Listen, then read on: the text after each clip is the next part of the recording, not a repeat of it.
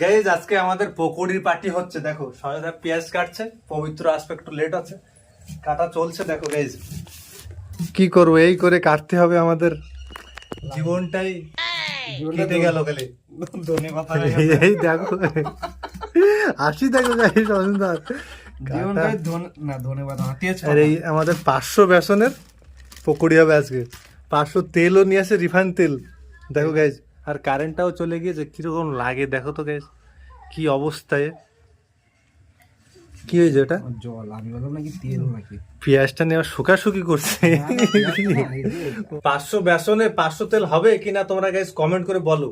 আর 500 পেঁয়াজ, তার সাথে 50 গ্রাম কাঁচা লঙ্কা। বন্ধুরা এরা যা বাজার করেছে জীবনে সংসার চালাতে পারবে না, লঙ্কা গুলো পচা পচা নিয়ে এসছে। গাইজ কোনোদিন সদাই করিনি, দেখো এই দেখো পচা শুকনো পচা। শুকনো লঙ্কা দিয়ে দিয়েছে আমাদের দোকানদার।